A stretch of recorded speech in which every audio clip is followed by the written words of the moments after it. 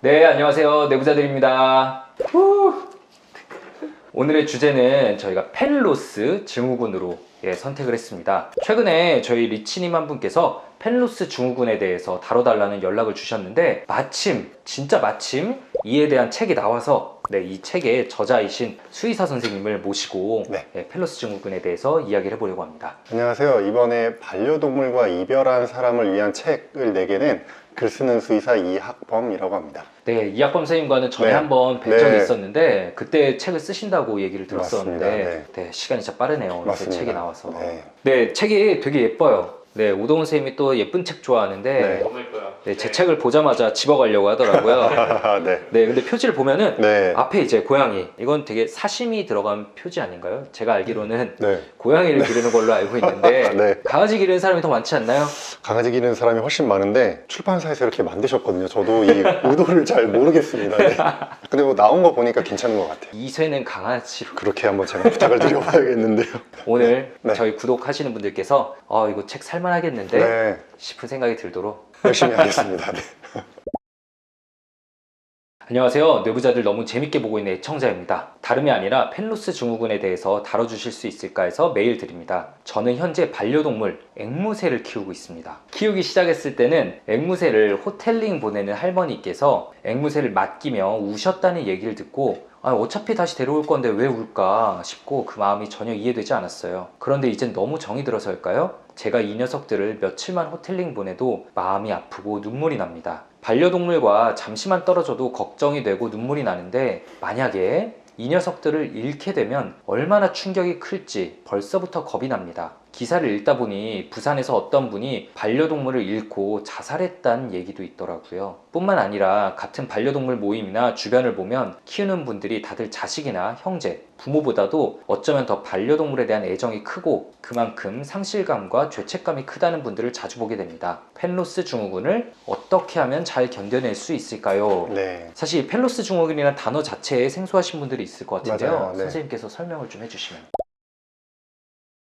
일단 펜로스까지만 하면 이제 반려동물을 떠나보내는 반려동물과의 상실을 얘기하는데요. 증후군까지 우리가 얘기를 붙이려면 이제 이상 증상이 있는 거죠. 그래서 우리가 반려동물을 떠나보낸 뒤에 뭐 여러 가지 증상이 올 수 있어요. 뭐 우울감이나 죄책감이나 식욕부진 겪으시는 분도 있고 수면장애 겪으시는 분들도 있는데 다 정상적인 치유 과정입니다. 그런데 이게 이제 너무 시간이 길어져도 이게 회복이 안 되고 건강하게 일상생활로 돌아가지 못하는 단계가 되면 저희가 이제 펜로스 증후군이라고 부릅니다. 사실 정신과에서 이제 가까운 가족이나 친구가 돌아갔을 때 보이게 되는 애도 반응, 그리고 그 정상적인데 그것도 기간이 길어지고 일상생활 무너지면 저희도 이제 우울증으로 보거든요. 그거랑 거의 비슷하다고 보시면 될 것 같아요. 거의 개념이 비슷하네요. 근데 이 사연 비슷한 이야기는 저도 진료실에서도 종종 듣는데요. 선생님께서는 당연히 뭐 자주 들으시겠죠? 네, 맞습니다. 1년에 이제 무지개 다리를 건너는 반려동물이 45만 마리가 넘는다고 해요. 우리나라에서만. 그러니까 하루에 한 1200마리 넘게 매일 사실 세상을 떠나고 있거든요. 그러니까 생각보다 많은 분들이 이렇게 펜로스를 경험하고 있다고 보시면 될 것 같고, 정말 이제 극단적인 선택을 하시는 경우도 있고, 이제 펜로스 증후군이 점점 심각한 사회 문제가 되고 있다고 보시면 됩니다.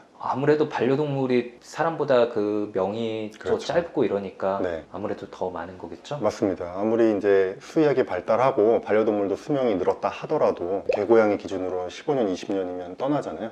그러다 보니까 이제 많은 분들이 상실을 겪게 되시죠. 저도 예전에 강아지를 길렀는데 열심히 같이 살았는데 그러고 보니까 15년을 못 채웠거든요. 저도 그게 제 첫 중요한 대상을 잃은 상실이었는데 생각해보니까 참 20년을 못 채우고 간다는 게 좀 마음이 아프기도 하네요. 그때 되게 슬프거나 그런 걸 잘 극복을 하셨나요? 네, 되게 많이 힘들었는데 힘들 틈이 별로 없었어요. 병원에서 너무 굴릴 때여가지고. 근데 전공이 1년차 때였나? 정말로 출근하기 싫었는데 정말 오늘은 진짜 좀 집에 있어야 될 것 같았는데 얄짤없었습니다. 이런 부분도 사실은 좀 영향이 있는 것 같은데 사람이 돌아가셨을 때는 보통 3회 정도 장례를 치르잖아요. 그러면서 이제 조문객들의 위로를 받고 유가족끼리 얘기도 하고 하면서 자연스럽게 좀 슬픔을 극복하고 이겨내기가 쉬운데 이 반려동물을 보냈을 때는 우리가 이런 과정을 거치지 않잖아요. 순식간에 이제 떠나보내고 바로 다음 날부터 출근도 해야 되고 하다 보니까 오히려 이 슬픔과 아픔을 잘 극복하기가 더 어려운 측면도 있는 것 같아요. 이 책에서 네. 이제 아무래도 이 펠로스 증후군에 더 힘들어질 수 있는 분들의 네. 특성에 대해서 좀 정리를 해놓으셨더라고요. 맞습니다. 이 여러 동물을 키우더라도 각 동물과 이 보호자 간의 애착 관계가 다 다르게 형성이 되거든요. 그래서 여러 마리 동물을 키우시는 분도 특별히 그 중에 애착이 더 가는 친구가 떠났을 때 더 힘들어하는 경우도 있고요. 보통 남성 보호자분보다는 여성 보호자분들이 더 힘들어하시고, 또 이 상실의 종류가 여러 가지가 있잖아요. 뭐 사고사로 보낼 수도 있고, 잃어버리는 경우도 있고, 질병으로 보내는 경우도 있고, 또 안락사하는 경우도 있고, 그 종류에 따라서도 펠로스 후에 느끼는 이런 증상이 다 다르다고 합니다. 이 책에서 그래서 딱 그거를 요약해 놓은 문장이 되게 인상 네. 깊었는데, 여성분께서 네. 어린 반려동물을 사고사로 맞습니다. 잃었을 때 네. 그때가 이제 가장- 제일 힘들어질 수 네, 있다. 그럴 수 있습니다. 그리고 또 이게 사연에서 제가 좀 인상 깊은 부분은 이제 뭐 다들 자식이나 형제, 부모보다도 어쩌면 더 반려동물에 대한 애정이 크다 이런 표현이 있잖아요. 그러니까 사실 가족을 떠나보냈을 때보다 더 슬퍼하는 경우도 있거든요. 근데 그게 뭐 여러 가지 이유가 있지만 뭐 애도 기간이 긴 이유도 있고요. 특히 이제 부모님과 사이가 안 좋거나 뭐 이런 분들 있잖아요. 지지를 많이 못 받은 경우. 네. 이런 분들은 오히려 동물에게 더 의지를 하고 동물과 더 큰 애착관계를 보이니까 반려동물을 떠나보냈을 때 가족을 잃었을 때보다 더 슬퍼하기도 하십니다. 저도 진료실에 정말 펠로스 증후군 때문에 온전히 진료 보러 오셨던 분은 기억나는 게 대인관계가 많이 끊겨 있었어요. 네. 가족에게 상처받고 네. 이제 사람들은 더 이상 안 만나기로 결정하고 대신에 이제 고양이들을 정말 가족처럼 살고 있었는데 떠나보낼 때 그 불안감과 우울감은 그냥 저희가 일반 가족들과 헤어질 때보다 훨씬 더 심하더라고요. 네. 여기 보시면은 그 이분께서는 뭐라 그럴까, 일종의 분리불안을 겪고 계신 거잖아요. 네. 보통 저희가 이제 반려동물이 네. 이제 주인이 뭐 출근하거나 여행 가면 네. 분리불안으로 힘들어하는 거를 맞아요. 얘기하는데 네. 사연 보내주신 분이 네. 며칠만 호텔링 보내도 마음이 아프고 눈물이 그러니까요. 나고 걱정이 되고 그러니까요. 분리불안을 겪고 계신 것 같아요. 맞아요. 그래서 저는 이 사연을 보고 약간 걱정이 됐던 게 이분이 이미 이 반려동물과 애착관계가 굉장히 깊게 형성이 되어 계신 것 같아요. 그래서 이분은 좀 힘드시겠지만 미리 나중에 이별을 했을 때 자기에게 다가올 감정에 대해서 미리 한번 고민을 해보고 감정적으로나 아니면 절차상으로 준비를 좀 하시는 게 필요하지 않을까 이런 생각이 듭니다. 어떤 준비들이 좀 가능해요? 그래서 일단은 추천드리고 싶은 거는 앵무새도 일반 반려동물과 수명이 비슷하거든요. 네. 종류에 따라 다르지만 뭐 10살 전후로 기대 수명이 낮은 친구도 있고 뭐 긴 친구들도 25년, 30년이거든요. 이제 어느 정도 나이가 들면은 이제 건강 검진을 좀 정기적으로 받으면 좋을 것 같고요. 또 한 가지는 내가 반려동물을 이제 딱 떠나 보내면 경황이 없어갖고 되게 대처를 잘 못하세요. 그래서 미리 동물 장례식장을 알아놓고 그다음에 화장한 뒤에 이 납골당을 할 건지 아니면 유골함을 가지고 올 건지 이런 것들을 가족과 상의를 해서 미리 좀 결정을 해놓으시면 좋을 것 같습니다. 아마 근데 생각만 하고 이제 준비를 하려고 마음만 먹어도 힘들고 뭐 눈물이 나고 그럴 수 있죠.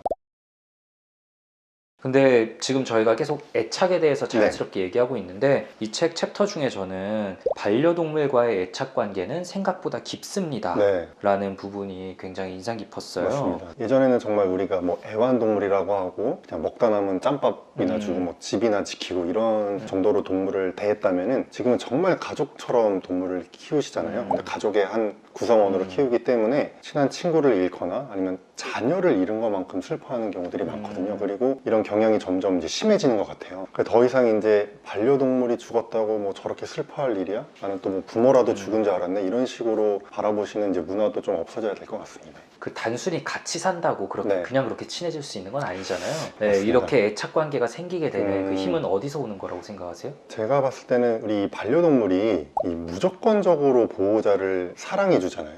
우리가 뭐 잘생겼든 못생겼든 차별하지 않고 뭐 공부를 잘하든 못하든 돈을 많이 벌든 못 벌든 이런 것과 아무 상관없이 전적으로 보호자를 바라보고 응원해주고 사랑해주다 보니까 거기에 더 큰 애착관계가 형성되는 것 같아요. 그쵸. 그 사실 저희 과에 오시는 분들도 정말 그 말씀하신 차별 없는 사랑, 네. 무조건적인 사랑이 정말 필요하신 분들이 있는데 그게 사실은 어릴 때 부모님에게 받으면 참 좋은 건데 사실 받지 못해서 영원히 해결할 수 없었을 것 같던 그 결핍이 반려동물과 지내면서 채워지는 경우들을 좀 보게 되거든요. 그렇죠. 그러면서 자존감이 회복되는 경우도 꽤 많이 보게 되고요. 네. 좀 단단해지는 경우들도 실제로 보게 되고 그래서 저는 사실 굉장히 반려동물 예찬론자입니다. 아, 네. 네, 가끔 환자분들께 네. 키우시는 건 어떠냐라고 얘기 드리기도 하고 좀 키울까 말까 고민 중이다 이러면은 되게 격려하고 좀 응원해 드리기도 하고 네. 이러는 편이긴 해요. 그 이제 동물 키우시는 분들 얘기 들어보면은 사람한테 받았던 상처 같은 것들을 반려동물과 함께 살면서 이제 극복했다, 치유했다 이렇게 얘기하시는 분들도 많은 것 같아요. 그리고 또 저는 저희 이제 리치님들께 혹시나 내가 좀 삶이 무기력하고 힘들다, 우울하다 싶은 분들께 저희가 항상 루틴을 만들어라, 삶이 건강하게 루틴으로 흘러가야 된다라고 얘기하는데 그게 시작이 잘 안 되는 경우들이 있거든요. 근데 반려동물과 같이 지내면 이게 해결되는 경우들이 많이 있더라고요. 본인을 위해서는 정말 뭘 할 에너지가 없는데 그래도 강아지를 위한 마음에 맞습니다. 억지로 같이 산책을 나가고 그렇죠. 강아지 밥 챙겨주고 강아지 뭐 목욕시켜주고 네. 응가 치워주고 이러다 보면 그게 어느새 내 삶의 루틴으로 자연스럽게 스며들어서 내가 억지로 몸을 움직이게 되고 자연스럽게 우울증과 무기력이 좋아지는 경우들도 꽤 많이 봤던 것 같아요. 이 책의 부제가 네. 펜로스, 남겨진 슬픔을 갈무리하는 법이라고 네. 적혀 있고 저희 사연의 마지막에도 펜로스 증후군을 어떻게 네. 하면 잘 견뎌낼 수 있을까요? 질문을 주셨는데요. 네. 어떻게 갈무리해야 되는 걸까요? 일단 정답은 없는 것 같아요. 사람마다 이제 펜로스 증후군 겪는 증상도 다 다르고 사람마다 그걸 극복하는 방법도 다 다를 텐데 일단 책에는 몇 가지 예시를 이제 들어놓긴 했습니다. 대표적으로는 우리 반려동물을 기억하는 분들 있잖아요. 좋게 기억해 주셨던 분들, 그런 분들 함께 모여서 이제 이야기를 나누고 과거에 찍었던 사진, 영상을 보면서 추억을 되새기고 또 추천드리고 싶은 방법 중에 하나는 이제 글을 써보는 거예요. 그래서 지금 내가 느끼는 감정을 솔직하게 적어보고 뭐 좋았던 일도 기억해보고 안 좋았던 일도 적어보고 아니면 우리 반려동물을 사랑했던 분들께 편지를 쓰는 방법도 있습니다. 뭐 돌봐주셨던 수의사분이나 뭐 같이 산책을 했던 친구, 보호자분 뭐 이런 분들. 그리고 또 하나 추천드리고 싶은 방법은 힘든 다른 동물을 도우면서 이 슬픔을 극복하는 거예요. 예를 들면 이제 유기견 보호소에 봉사활동을 가시면서 우리 동물이 남기고 간 뭐 사료라든지 간식, 뭐 옷 이런 용품들을 이제 기부도 하시고 이런 분들도 있거든요. 그래서 그렇게 한번 슬픔을 극복해 보시길 바라고요. 정말 슬픔이 좀 어느 정도 극복이 됐다 싶으면 그 다음 둘째 반려동물을 한번 입양해 보시는 것도 개인적으로는 추천을 드립니다. 저는 이거 저도 평소에 궁금했던 건데 이제 원래 키우고 있던 반려동물이 네. 이제 좀 늙고 네. 쇠약해질 때 그럴 때 새로운 네. 아기 동물을 데려오는 거는 그거는 괜찮은 방법인가요? 혹시 그 기존에 있던 반려동물에게 막 심각한 스트레스가 되거나 이러진 않나요? 네, 저는 괜찮은 방법이라고 생각을 합니다. 특히 이제 이 반려동물이 떠난 다음에 감정과 아픔이 너무 심해가지고 대체품을 찾듯이 반려동물 네. 입양하시는 분들이 있어요. 근데 네. 이렇게 되면은 이 친구한테도 사실 그러면 안 되잖아요. 그리고 이 대체품으로서밖에 역할을 못하기 때문에 그러면 안 되고 그 둘째를 입양할 때는 펜로스를 겪으신 분이라면 이 슬픔을 다 이겨낸 뒤에 입양하시길 권장드리고 아니면 아예 첫째 반려동물이 어느 정도 나이가 들어갈 때 둘째를 입양하시는 방법을 추천드려요. 이러면 이제 나이 차이가 어느 정도 있기 때문에 네. 큰 갈등이 잘 생기지가 않거든요. 그리고 첫째가 떠났을 때 이 남아있는 둘째와 내가 같이 이제 슬픔을 극복할 수 있기 때문에요. 아예 미리 입양하는 걸 저는 개인적으로 추천드립니다. 막상 저희 집도 한번 떠내보낸 이후로 벌써 한 10년 지났는데 안 키우시게 되시죠. 쉽지가 않은 것 같습니다. 네, 제가 이제 안타까운 게 바로 그 점인데요. 반려동물이 주는 기쁨과 행복이 너무너무 큰데 떠나보내는 게 너무 힘드니까 다시는 이제 안 키우시는 분들이 많거든요. 그런 게 조금 극복이 됐으면 좋겠습니다. 네, 마지막으로 저자 선생님께서 네. 저희 내부자들, 구독자분들께 전해주실 말씀이 좀 있으시다면. 일단 반려동물과 항상 행복하시길 바라겠고요. 이제 사실은 언젠가는 이 슬픔의 순간이, 이별의 순간이 다가오잖아요. 그럴 때 부족하지만 제 책이 조금이나마 도움이 되셨으면 좋겠습니다. 오늘 반려동물과 이별한 사람을 위한 책 저자이신 이학범 수의사 선생님을 모시고 좀 이야기를 나눠봤고요. 네. 그러면 저희는 다음에 더 건강하고 유익하고 재밌는 컨텐츠 가지고 찾아뵙도록 하겠습니다. 감사합니다. 감사합니다. 오늘 영상 조금이라도 재밌고 유익하셨다면 구독, 네, 좋아요. 댓글 쓰기, 알림 설정까지 네, 꼭 부탁드립니다. 감사합니다. 감사합니다.